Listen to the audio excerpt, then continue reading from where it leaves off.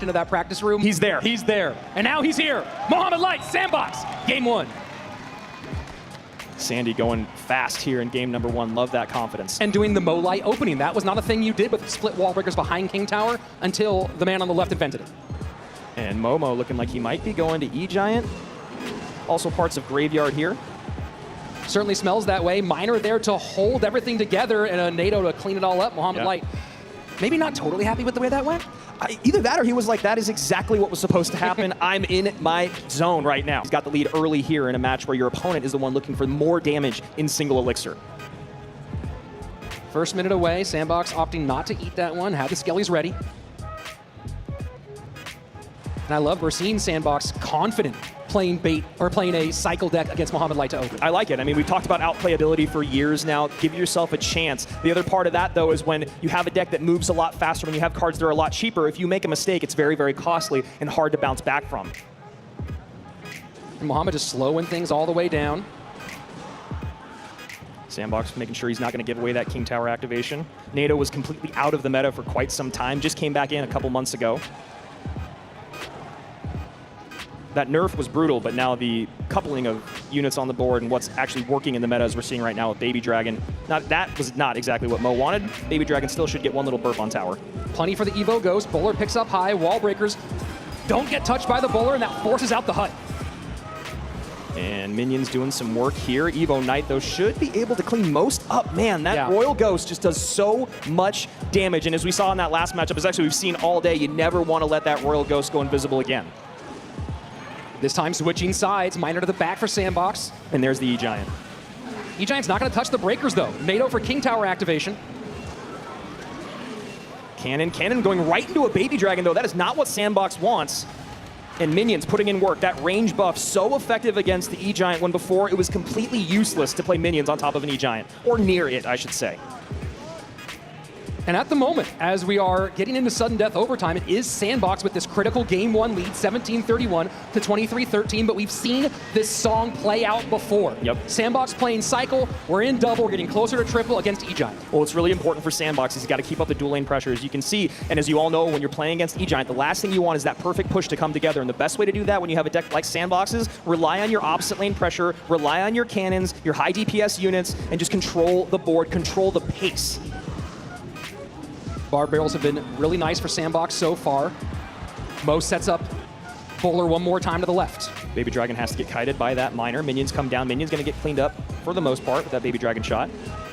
And Evo Miner in front. There you go. An odd high cannon there. You think that's going to be sniped off the board. And Mo can see a big opening. Second cannon to pull. Not enough for Lightning. The double bowlers on the board. Cleaning up that Royal Ghost. Now we got the lineup. Bowler very healthy. And what a save. What a bar barrel. You are so right, Rich. Good damage on the right-hand side, though. Tower's basically even all across the board. Sandbox in the lead with 1584 being the lowest tower on Mo's side. Mohamed changes lanes, goes to his strong side with the E-Giant. 40 seconds-ish remaining. Rich, for how insane of a matchup this is, this room, you could hear a pin drop right now. I mean, it's absolutely silent. Damage continues to stack up for Sandbox. Now E-Giants in both lanes. 30 seconds remaining. Sandbox is going to have to play the best defense of his life. Baby Dragon there. Lightning comes in to clean things up. Second cannon comes down. 1391. Lightning wanted to predict. Oh, the bowler lines up. The overwhelm. Mohamed Light endures. All it takes is one. Yep. That is the thing when you play decks like Sandbox. NATO out for Mo. Sandbox already played Miner. Let's see if he goes something else that would have kind of that NATO gone value. And a little smile and look up there from Mo. And if you guys are familiar with watching him on broadcast, that is a horrifying smile. It looks sweet, but you know when you're playing against him and he's vibing, it's not a good place to be in. And he's playing Mortar. He's got my heart. A lot on the board for Mohamed Light to deal with. Valk, Baby Dragon, Bowler on that left-hand lane. And that E-Wiz is such an interesting pick. The stun ability is going to be very, very impactful throughout this matchup, and I think Mo's feeling good about what's happening. Perfectly timed log. An ability to... Maybe Mo didn't expect to go all the way past the bridge. But that Bomber just walks off into no man's land. Cannoneer going to clean things up, and that Boss Bandit putting in some nice work. Going to be a good King Tower activation here from Sandy. You see the little nod from both, the happy version from Sandbox, the slightly frustrated version from Mohamed. And that's what Sandbox got to do. You spent your 10,000 hours playing this game. Make the interactions that you know, take the wins where you can get them, stay in it. First 90 seconds away. So far, a little bit of chip damage on the right-hand side. Cannoneer from Mohamed Light, so it doesn't have the lead despite the damage so far.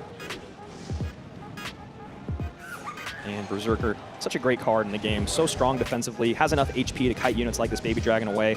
Mo's happy to take that fireball damage. Now we've seen the full deck come together here for Mohamed Light. And very interesting, kind of this mortar spammy combination. Dash 2 gets on the Valk. Yeah, it's so interesting. You can get the Boss Bandit to come in and create space, get some damage in, and right there, huge damage. Boy. And that's exactly what I was just about to talk about. As soon as it starts, it's over. 204 remains. He's got Fireball, he's got Log, and if anyone can defend for 40 seconds, it's Mohamed Light. Yeah, trying to break through against a mortar on top of all that. The E-Wiz for the stun. And you kind of think you see Sandbox recognizing that, as we talked about, going from preparing for Igor to, oh my, I have to face Mohamed. And he's going to take that fireball damage right there. Evo Mortar comes down, and this game happens so quickly. Obviously, not a great matchup. Mortar matches up very, very well against E-Giant. He's got the E-Wiz in there to stun and slow it down even more. Boss Bandit to tank on the ground. And what I was going to say about the synergy of the deck, the decksmanship, if you will, I love about it is that the Boss Bandit comes in and creates space. Then you drop the barrel behind it. Then the Boss Bandit comes back, barrel crosses the river,